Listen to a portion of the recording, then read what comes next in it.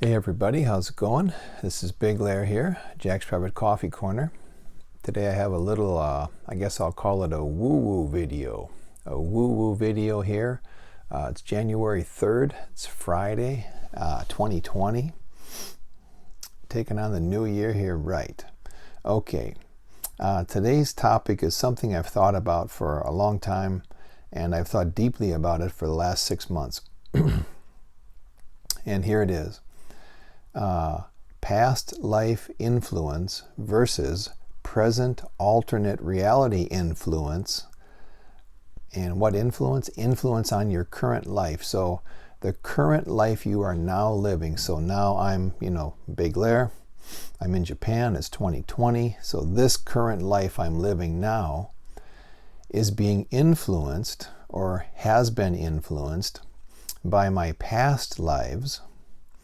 And it's also being influenced by the present alternate realities that I am coexisting in.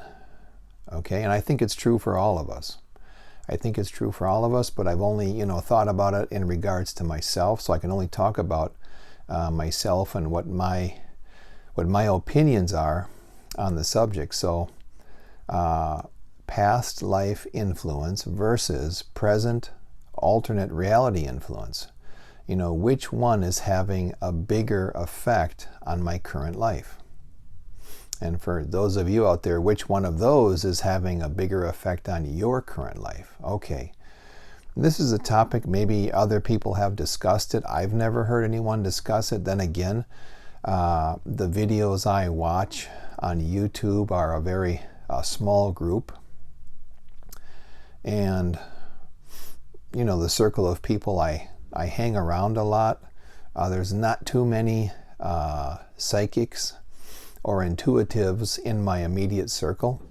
I mean, I do have some people, but I will not include them in the discussion. Okay, I do have some close relatives. I recently found out someone is very, very psychic, and I'll just exclude them from this because, we haven't really talked a lot. For a number of years now. We're starting to talk more. But anyway, so just the people in my daily life, the people I spend most of my time with, that's what I mean. That group of people, there's really no one for me to talk about this with, other than my wife and kids. So now, talking about past lives, of course, if you do not believe in past lives, then maybe you're not interested in this at all, what I'm going to say. And if you do believe in past lives, whether you can remember your past lives or not, I would just say that they're influencing this life, or they have influenced your current life. So if I look back, I'm able to remember a number of my past lives. I have, there's 3 basic themes that have run through my past lives as far as my memory goes, or my being able to access those past life memories. The first theme is an artist. I can remember a number of lives where I was an artist, and in fact one life I was a very well-known artist. I'm not going to say who it was because I think I've mentioned in previous videos, everyone always says something like, oh, I was Cleopatra, or I was, Alexander the Great. I was the first king or the first emperor of China or something.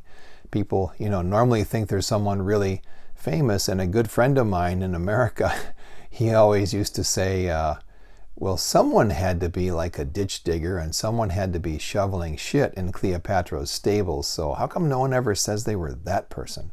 And that's a good point, right? So, I don't want to come off and say, hey, I was this famous artist in a past life, and everyone's like, oh yeah, you're like everybody else. So I'm not going to mention who I think I was. I'm pretty positive I was, because I can remember in that life having more than one wife. I remember the second wife especially, and I met a woman in this life. Now I'm from America, and she's from Europe. I won't say the country, but we met in America, and I knew right away, oh my God, she was my second wife in that life, and she even looks like that person in this life. And I took her to a library and showed her a portrait that I had painted in a past life of her. When I was this artist, I painted a portrait of her and showed her, and she couldn't really see the resemblance, but for me it was like a dead ringer. No, absolutely no doubting it in my mind. And I've been kind of in contact with her through the years, not really. And she did mention that, the more she actually went to see the painting. She traveled, across a couple countries in Europe to see that original painting in a gallery, and said when she saw it, she got goosebumps because she knew that it was her. So that was kind of an interesting confirmation for me. At first she was like looking at in the textbook, art history textbook, saying, I don't know, maybe. But then when she saw the painting, she said she really felt like, I've seen this painting before, like in our house, but now it's in a museum. So that's really interesting, isn't it? And I've often thought to myself, what if I went to Europe and went around to some of these galleries and said, I want my paintings back. I know you guys got this painting and that painting, and it was really mine. I didn't give it to anyone. It's, give it back. Would be kind of fun, huh? Okay. And I'm wondering, if I was able to see some of those paintings that I did during that life, did I leave messages for myself? Because that person, that artist, was one of the few artists who was famous and quite wealthy from his art during his lifetime. He didn't have to, die first and then someone else made money off of him. He was quite astute, a businessman as well as an artist. He was quite accomplished in languages, traveled around Europe, and had a very interesting role in some historical events. Some people think he was possibly a spy. Maybe he was, but he was in a good position as a famous painter to visit royalty from any country. So it wouldn't be strange for him to visit the king in this country and then the queen over here in this country, because he was there on official business, because people wanted paintings done. But at the same time, he could relay messages to people, which is what he did. And that's very interesting, because in an alternate reality, a present alternate reality, I have a similar job, kind of similar. So anyway, three themes, right? An artist. That's the first theme. The second theme is a priest. A priest.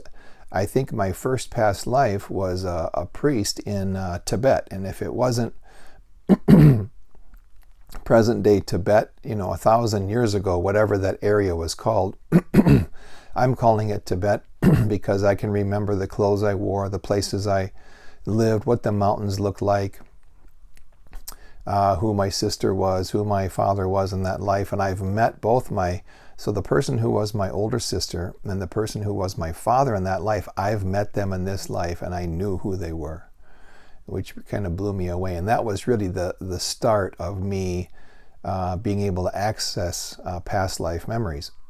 So anyway, a priest. And I know that I've been something similar to a priest in other lives, like a medicine man. I was a healer. In Japan, I was a part of this one group, and I was a healer, and I understood which plants you could eat and what plants and like herbs and different stuff could be used as medicine and stuff like that. So that was that has been a second theme in my past lives. So a priest or a holy person. And then the third theme is a warrior.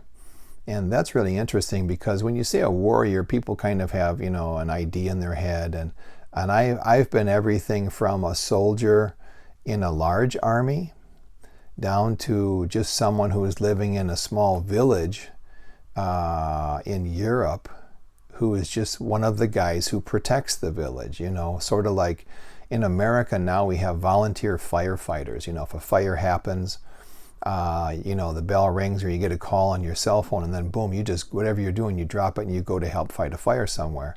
And years ago, if you lived in a village, all of the men of a certain, physical condition knew that, if something happens or someone comes to raid the village, you're going to drop everything, grab your sword and fight. So I have been in that situation too. And I've had other lives where I was a very accomplished warrior and was very good at what I did. And, talking about that, being a warrior, isn't that interesting that would be a theme in someone's life? And I'm sure there are, there's a decided number of themes. There's only so many roles, a person could possibly play in their life. What you're going to be in, like me, artist, priest, warrior. I'm sure there are other things. I just I don't remember them.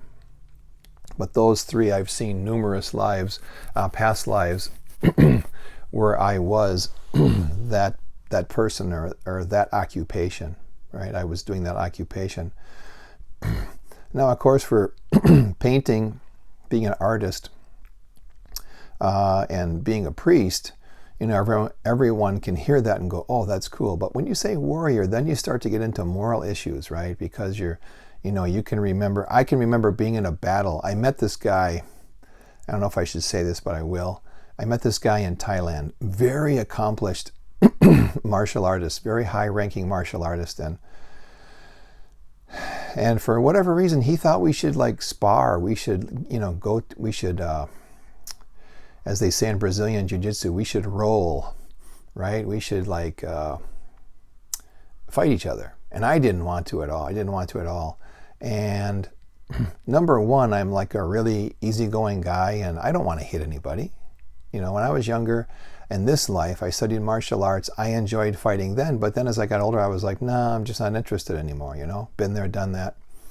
So I'm not going to do anything to anybody or touch anybody unless someone threatens me or my family. Well, then I will, but otherwise, I have no interest in punching anybody or doing anything like that.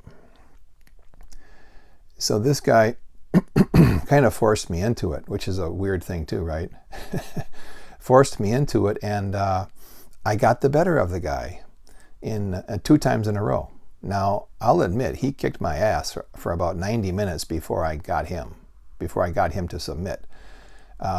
He knocked me around like crazy, And he had been doing martial arts really, really seriously for, I don't know, what was it, 30 years or something, 40 years. And at that time, I had not done any martial arts for probably 20 years.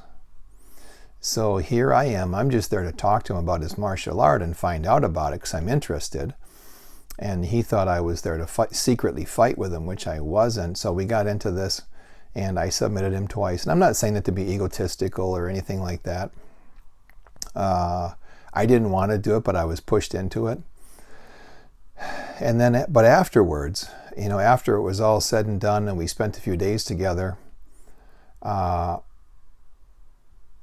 was hit really hard with these past life memories of he and I.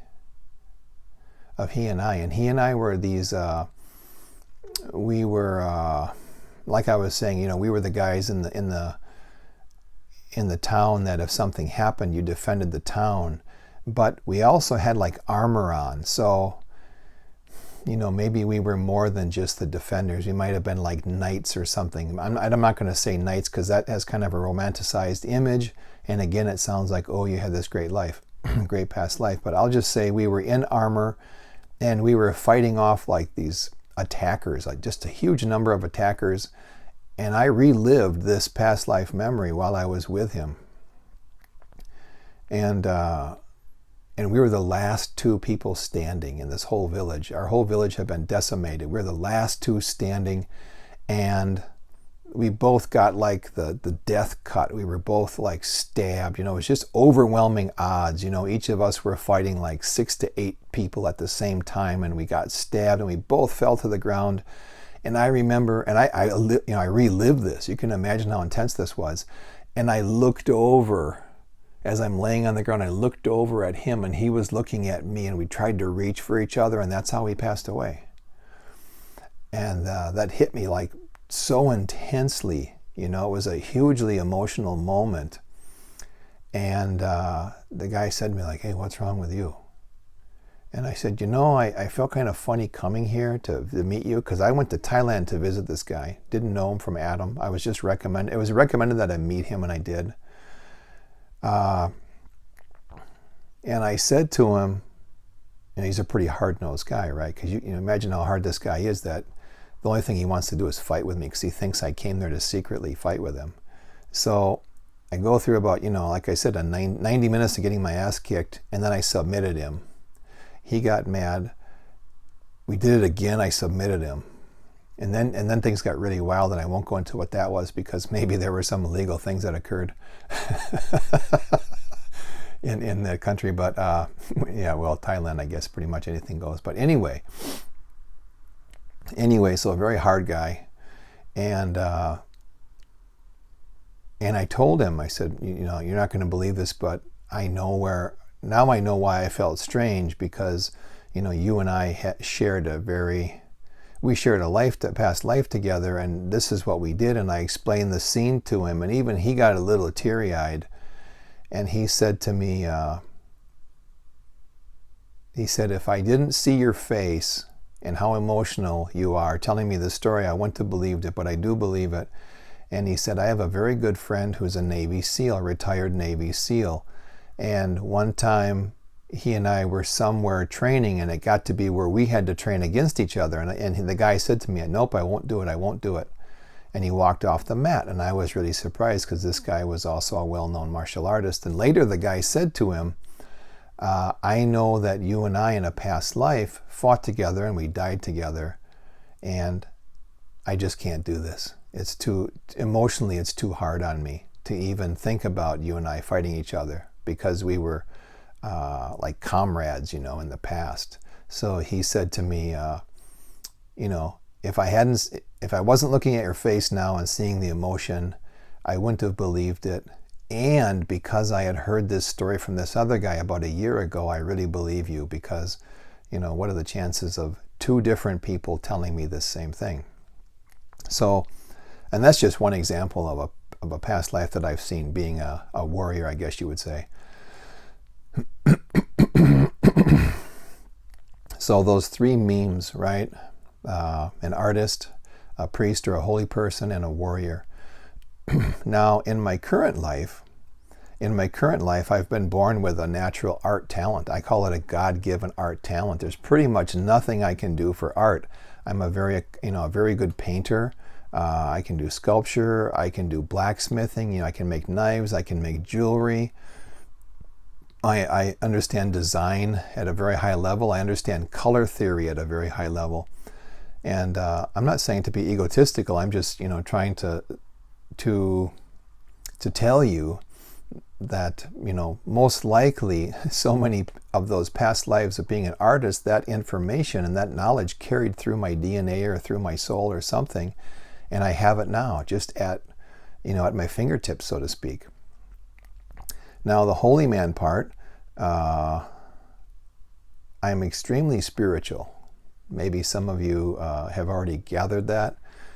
There's people often will say, "Are you religious?" And I'll say, "I'm not religious, but I'm spiritual." Because religious, you're talking about a religion, and I'm not really a follower of any religion.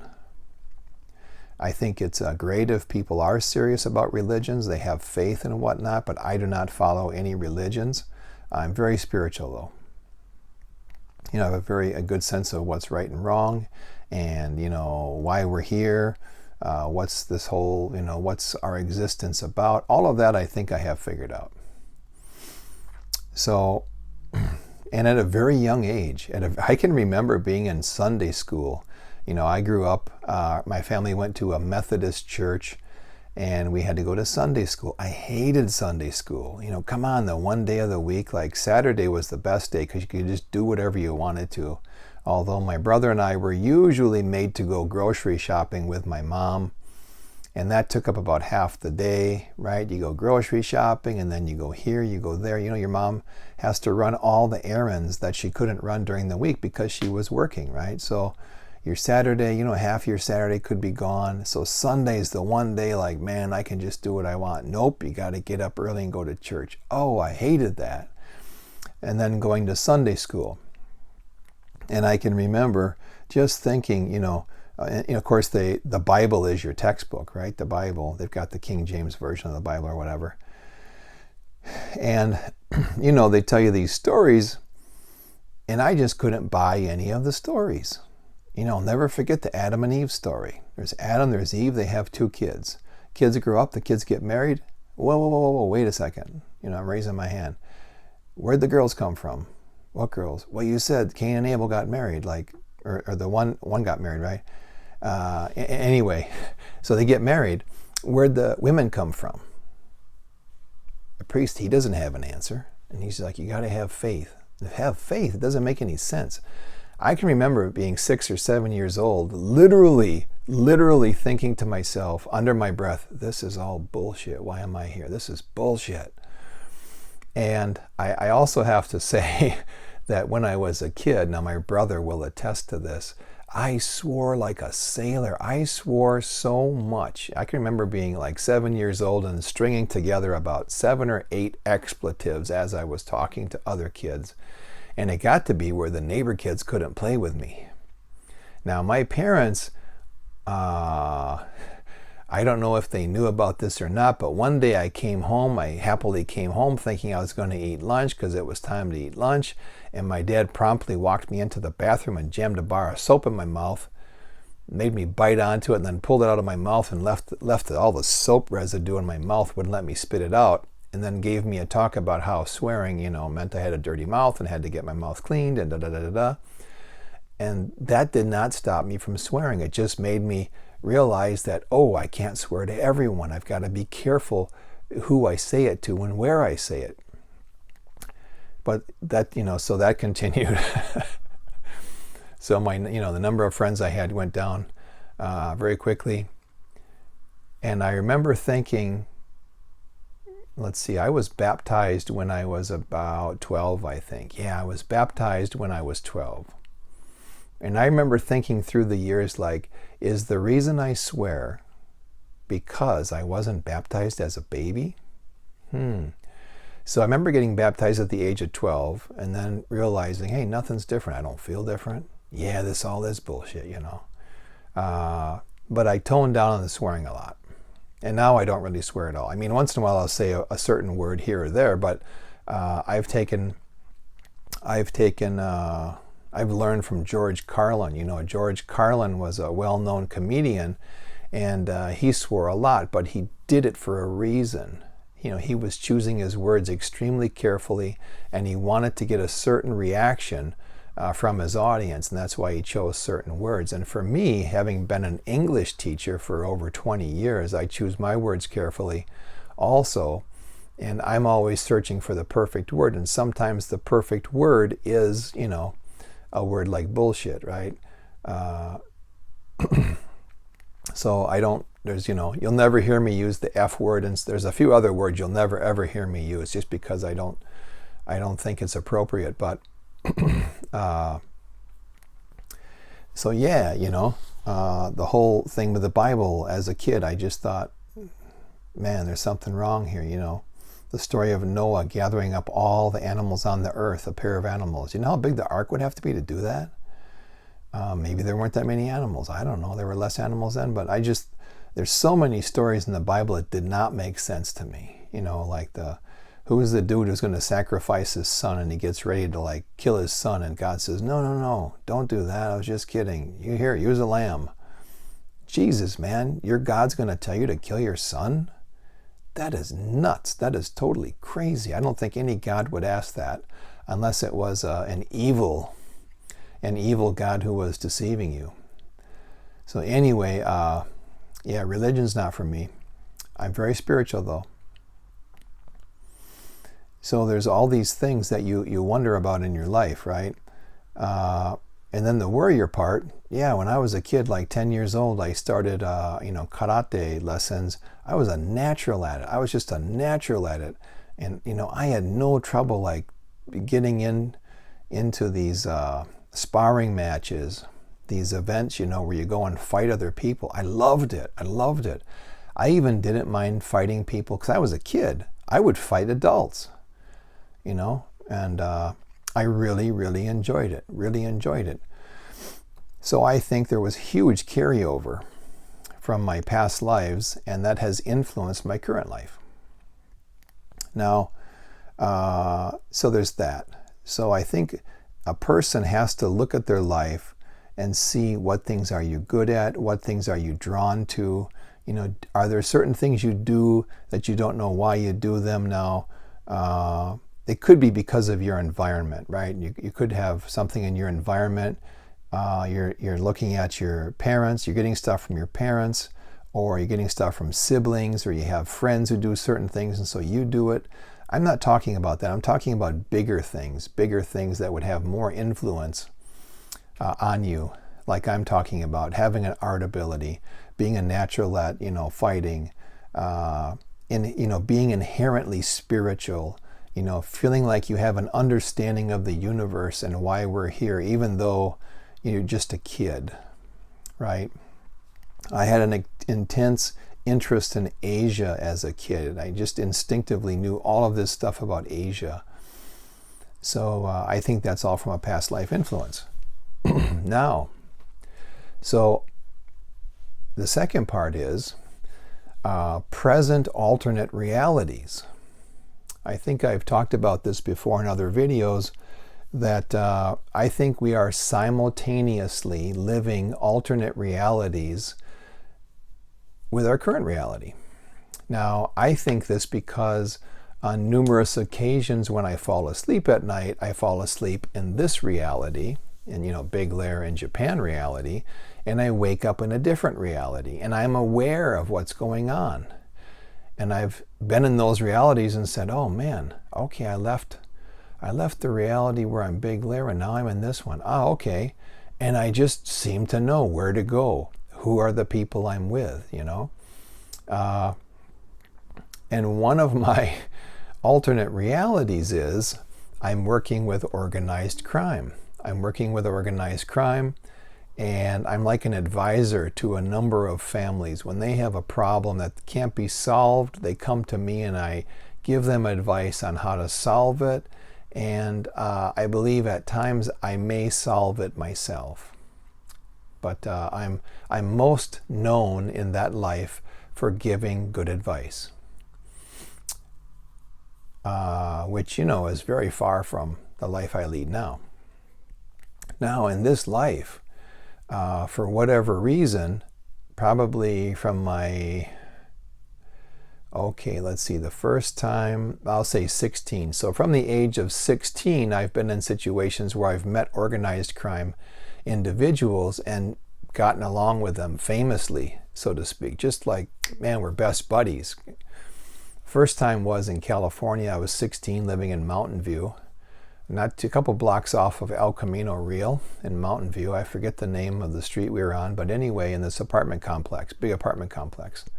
Had a nice pool, had a jacuzzi, had a weight room, a sauna and all that. One of those places, right? And I was there practicing martial arts in this little exercise room, and I met this Italian guy.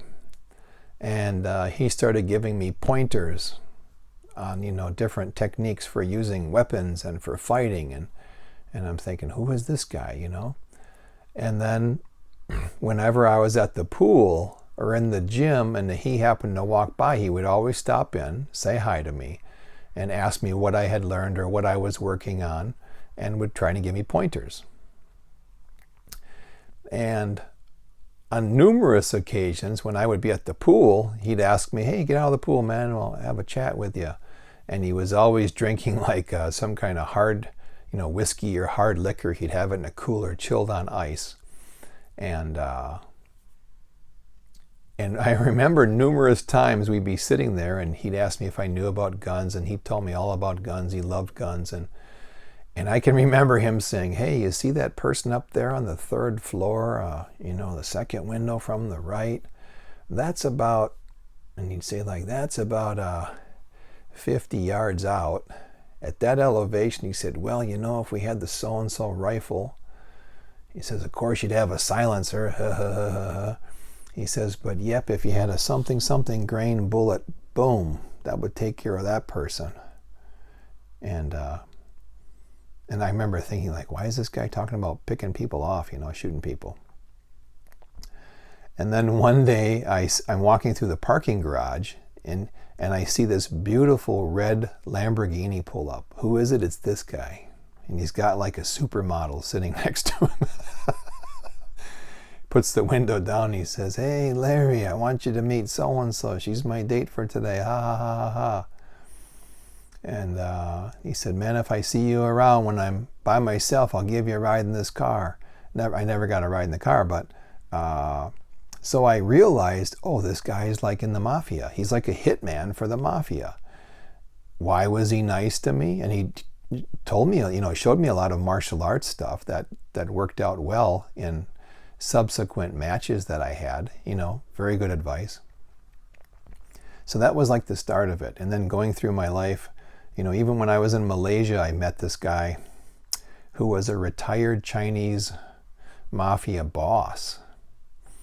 And for whatever reason, he just walked up to me one day and sat down on this, table. We had like a little coffee bar near one of the pools where this place I lived was. And he sat down and started talking to me and was a very nice guy. Told me some of the funniest stories I've ever heard in my life about, all these girlfriends he had and the jobs he did and the countries he went to and how he almost got arrested here and almost got arrested there. And this place that we were living, in the end, unfortunately, there were lots of Nigerians that had moved into this place. And it got to be where they would rob people in the elevator. Like, I'm 6'4", right? 250, 260 pounds. Some of these Nigerians were my size. You get in the elevator with 4 or 5 of those guys, the elevator's pretty cramped. And you wouldn't be able to do much against that many guys, right? Especially if they've got knives or something. So anyway, and I got this tiny Japanese wife and my kids were real young then. And anyway, I found out this guy one day sees me and says, hey, I'm on my way to go. I forget where he was going, but he says, meet me downstairs in the coffee shop. I'm going to postpone my appointment. I need to talk to you immediately. And knowing who this guy was and who he had been, I'm thinking, oh, Jesus, what could that be? Man, did I tick somebody off? Am I in trouble? So I go down there and he says to me, hey, last night there was a stabbing in the elevator. Or no, yesterday morning. Some Nigerians went in. They asked the guy for money. The guy didn't have any money. And they stabbed him to death because he did not have any money to give them. They were unhappy with just getting his cell phone and his watch because it wasn't expensive enough. So they stabbed and killed him, left him in the elevator. Some mother and her little daughter on the way to school open the elevator and the doors, open up and they see a guy just in a pool of blood dead. So he said to me, I've checked with he said, I'm retired now, but I checked with the boss who runs this area and he's given the green light to all these Nigerians to rob people. And he says, man, it's not safe for you and your wife and kids. I'm worried about you. He says, you got to get out of here. You got to move out. I was like, what? Got to move out? And I said, man, I'm going to lose my deposit. Because, I won't go into the whole deposits and how long you have to stay in an apartment in Malaysia to get your deposit back. But I said, man, I'm going to lose my deposit. Oh, okay, I guess can't be helped. And he says, who's your landlord? I told him the name and I almost told you this guy's name. Anyway, I'm not going to do that. And he said to me, tell your landlord that Mr. So-and-so would like her to give you your deposit back. I'm like, oh, okay. Now, this guy had told me he was retired and what he had done, but you never know if someone's being upfront with you or not, making up a story or not. So I call my landlord up, tell her what happened, tell her I'm moving out, and that I want my deposit back. And she says you can't get it back because, whatever reason, we have an agreement, we have a contract. And I said, well, I said, my friend thought you might say that. I said, my friend's name is Mr. So-and-so, and he asked if you would give my deposit back. And so my landlord was a lady. So the phone like gets silent for about 5-10 seconds. And then she says, okay, I'll have the real estate agent give you the money back. And she hung up. I thought, wow, that was pretty easy. And then the real estate agent person was a really nice lady. And she actually lived at the place, or near the place where we did, and she brought people in and out to show them this apartment building. So I immediately got a phone call from her and said, oh, I heard you're leaving, and geez, I'm pretty surprised, but you're getting your deposit back. So I find a new place to live right away. We move out, so we're safe. And then I meet this real estate lady about 3 months later. I'm at this supermarket, like a shopping mall with a really nice supermarket with my wife, and we see her. And she says, hey, do you have time for coffee? You know, it'd be nice to catch up with you guys. I say, yeah, sure. We sit down and have coffee. And she says, I still can't believe you got your deposit back. That's really something. And I asked the lady why she'd give it back, and she wouldn't answer. She just said, no, I have to give it back. And I said, well, actually, you know, I know this guy and his name is Mr. So-and-so. And her eyes got wide and she goes, you know that guy? How do you know him? And I said, well, I don't know. He kind of introduced himself to me, and I kind of consider the guy a friend, you know, because I've hung out with him numerous times and had a lot of chats over coffee with him. And she said, that guy used to run a huge area of Malaysia. Like, wow, if that's your friend, you're lucky. And so anyway, that's just one example. I could give you like 10 other examples of similar stories that have happened to me in my life. So what I'm getting at is that in this present day alternate reality, I'm working with organized crime as an advisor. I'm now thinking that whatever I have in that alternate reality that allows me to do that job has flowed into this life. You know, I don't know, what would you call it? I've got mojo. I've got, you know, some sort of charisma in that life. I don't know what word to put on it, but whatever it is, you know, whatever, you know, magical energy or aura in that life that I have that allows me to do that job and to be associated with those people and to be well liked by them has flowed into this life. There's an influence of it in this life. Now, the funny thing is, when I was a little kid, probably 7, 8 years old, I remember my elementary school library had books on the mafia, the Italian mafia. Looking back, why did an elementary school have books on the Italian mafia? I read all of the books there. You know, I knew about Al Capone and Frank the politician Costello, Lucky Luciano, all those classic guys, all the guys who came over from Italy and started the Italian mafia. I knew about all those guys. And from that age, that's all I wanted to do. I wanted to be like an advisor. I remember being, let's see, what grade was I in? So I was 9 years old. That puts me at about, fourth grade? Yeah, I remember being in probably third, fourth grade. It was fourth grade. I remember the teacher. I can't remember her name, though. Anyway, you had to get up and give a speech saying what you wanted to do. And I was like all proud thinking, I don't even have to write this thing down. I can just tell you from memory what I want to do. And I remember the teacher saying, Larry, you don't have any notes for your speech? I'm like, nope, got it all memorized. Oh, that's great. Okay, start. I said, well, what I want to be is a consigliere, which maybe isn't the correct pronunciation in Italian, but that's the guy who advises the Godfather, the top guy in the whatever family, whoever's the head of the family, a mafia family, you're the guy who gives them advice. And I said, yeah, that's what I want to be. And I started explaining all this stuff, and the teacher's just like, wait, you want to do what? Where'd you get that idea? And I said, I don't know, I've wanted to do it for a couple of years. And she starts asking me, have you seen movies? Have you read books? Oh yeah, I read all the books in the library. And I always, even as a kid, I wondered, like, why do I want to do this? But it was just so darn attractive to me. Like, it was like, that's what I was meant to do. I just knew it. That's what I'm going to do. But then I'm good at art and other things. And so I got pulled in a different direction. But now at the age of 51, I look back and go, wow, that other life had a tremendous influence. That, other present day alternate reality had a tremendous influence on me in this life. And what the heck happened in that alternate reality growing up that got me to that point? That's something else I've not been able to remember, even though I go into that life. It takes a lot of concentration to be in that life, in that present alternate reality. It takes a lot of concentration to be in that alternate reality and remember things to the point where when I come back to this reality, I'm able to remember them. So going to that alternate reality and then remembering, when I was a kid in that alternate reality, at this point, it's just too difficult. It would require so much concentration. I haven't developed my abilities to that level yet, but I'm thinking, yeah, probably that will come someday. I'll be at that level someday where I'll say, oh, that's what happened in that life, and those events led me to do that. Now, I think when you do something that you're really, really good at in life, you get that job and you just super excel at it, you were meant to do that.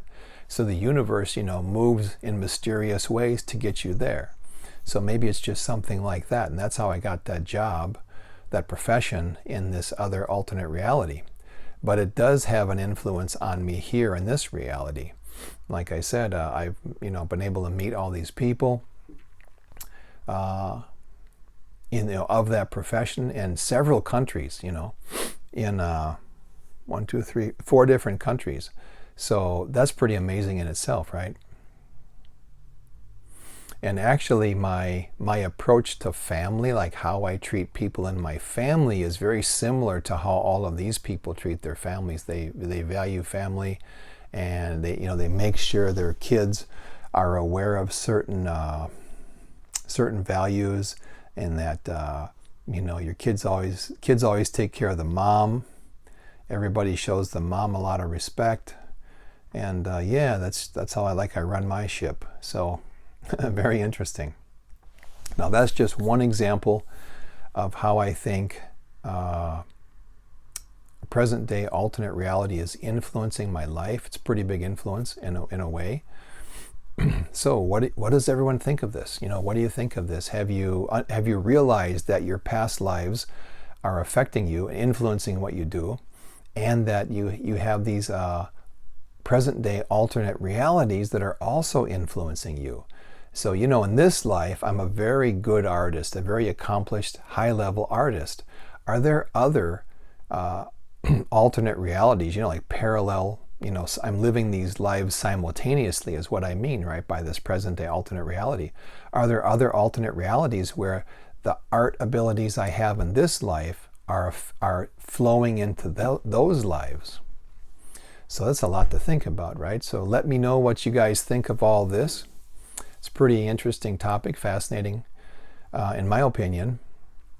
So leave, some comments below and tell me what you think. Do you believe it? Don't believe it? Do you have any experience with similar things? I'd like to hear it. Okay, everybody, you have a great day and take care.